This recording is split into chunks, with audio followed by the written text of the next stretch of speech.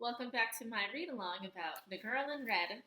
Isn't this a great bookmark? My friend Jared got it for me from Italy. Don't worry, not recently. The before times, as the author would say in her book. The before times, before the crisis, which in the real world right now is COVID 19. I just finished chapter 10, and the more I read, the more I'm like, I am red. Which is both good and bad, because Red's a little bit on the crazy side in the book, but at the same time, Red is alive still. So I'm thinking, hey, if the shit really hits the fan here too, maybe I'll make it too. And I don't just mean because I've got red glasses. Red isn't even my favorite color, and it's not just because I'm a terrier. Danielle, if you're watching this, can I have my flute back? The most obvious parallel is that she's living in a world after a, quote, crisis caused by a respiratory virus. She also seems to be from Vermont, like me. She's paranoid about infections, Adam said. Of course she knows how to treat them. She sounds a bit like a hypochondriac. Like me. For example, I think I may have had COVID-19. Then again, I also think that I have blood cancer, skin cancer, colon cancer, stomach cancer. When I was a kid, I thought you got AIDS by touching rusted things. So I touched something rusted once and cried and cried and cried because I thought I was going to die of AIDS. Oh, I relate to this part so much. Okay, on page 74, Red didn't like to waste her sweet tooth on most candy, which was filled with scary-sounding chemicals and fillers and thickeners that made her disease paranoia antennae go twang.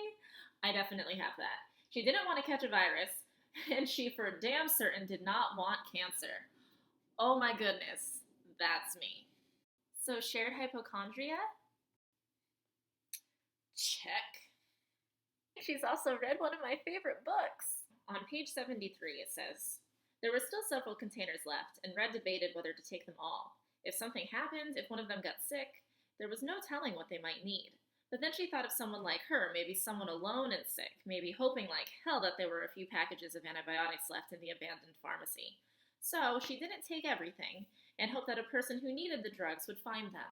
This reminds me of one of my all-time favorite books, Braiding Sweetgrass by Robin Wall Kimmerer. It talks about a lot of important environmental issues. Shouldn't take the first, and you shouldn't take the last. Maybe if we had followed that advice into today, maybe we wouldn't be where we are today. Disease is a density-dependent limiting factor.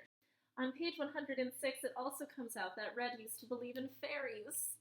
I used to believe in fairies. At the bottom of page 119, Red and her brother are trying to scavenge food. It says, a calculator sat next to the tray and a cup with several black Bic crystal pens. The owner clearly preferred only one type of pen, and Red knew the brand because it was one she liked best too. It was an odd thought to make her melancholy, but it did. They had shared something. A small something, to be sure, but it was still a shared trait. They liked the same pen, and now Red would never know what else she and this person might have in common. It's something like that would absolutely go through my head in a case like this. I mean, look what I'm doing just with this book. I'm like, I have so much in common with this fictional character. Very beginning of chapter 9, the bottom of page 137. Oh, for a pancake, Danish, a pile of bacon next to eggs just out of the pan. Anything except protein bars and granola bars and energy bars. Red never wanted to eat anything bar-shaped again for the rest of her life. Even a candy bar seemed repulsive. I can totally relate to this because when I was in high school, I did conservation work for a couple of summers, and our breakfast diets consisted of instant oatmeal with a little bit of water and powdered milk. And it was disgusting eating that day after day after day after day after day. To this day, I don't really eat oatmeal anymore. I used to before that. I can't anymore. Page 167. Red had never been much of a doll girl. She didn't see the appeal of a plastic figure with strange smelling hair and dead eyes, and even as a child, her interest in clothes, and therefore doll dress-up, was nil. I also was never much of a doll person. I know people give little girls like baby dolls and stuff. I thought babies were gross. Honestly, I still kind of think babies are gross. So like I did, when I got a little bit older, I had like Barbie dolls because they were dolls that were adults. But like babies, There are also some things about Red and Red's situation that I cannot personally relate to. but which I really appreciate the author including in her book. I mean, this is what's so great about reading. You get to peer inside someone else's mind, you get to think someone else's thoughts, live their experiences, even if you yourself might not even be able to live them in real life. So I always appreciate when an author gives me the opportunity to be someone else. So there is so much that Red and I have in common, but there's also so much that Red and I don't share, but which I know other people might share if they were reading the book, so I really appreciate that. For example, at the beginning of the book, the author makes it a point to describe Red's apparent ethnicity as being nondescript and confusing to others. And Red thinks to herself, like, how silly it is during this crisis that people would still care so much about trying to categorize people and put them into these boxes that they think they belong in. Now, personally, I don't really have that experience much. I don't really get mistaken for anything other than European descent type white.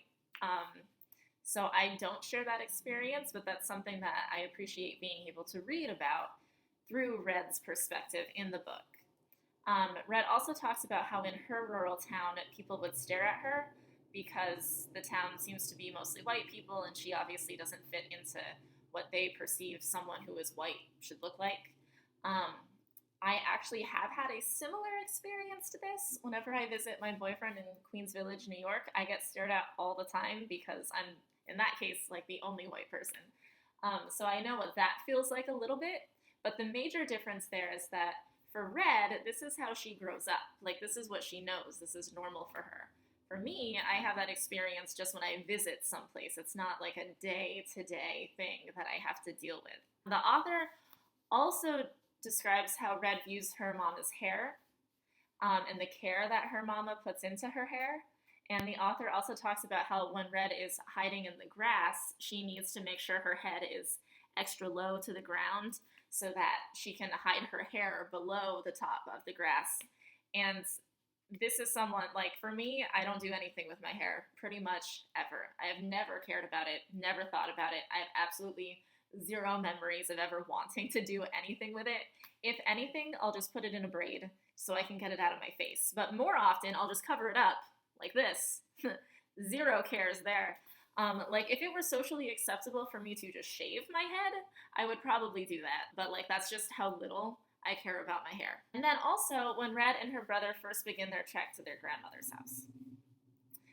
This is definitely one of the sadder scenes in the book. A truckload of people from the town ride up to their house, intent on killing them all, because their parents are a mixed-raced couple. Red states in the book, it seems ridiculous that the world could be falling apart, and yet people are still intent on keeping the races pure. What's really so sad about the scene in the book is not the pain of the fictional characters, but the knowledge that this happens in real life. It has happened, it does happen, and sadly, if the world were falling apart, I wouldn't be shocked if it did happen. I mean, I hope not, but when I read the scene in the book, I wasn't shocked. Sadly, this is believable. Even in small, peaceful New England towns like I imagine Red grew up in. Because sadly, racism is everywhere. And I don't just mean in the United States. Like, there are shitty people all over the entire world. Just look at everything that's come out recently with COVID-19. I'm very fortunate that I haven't shared this particular experience with Red. I hope I never do.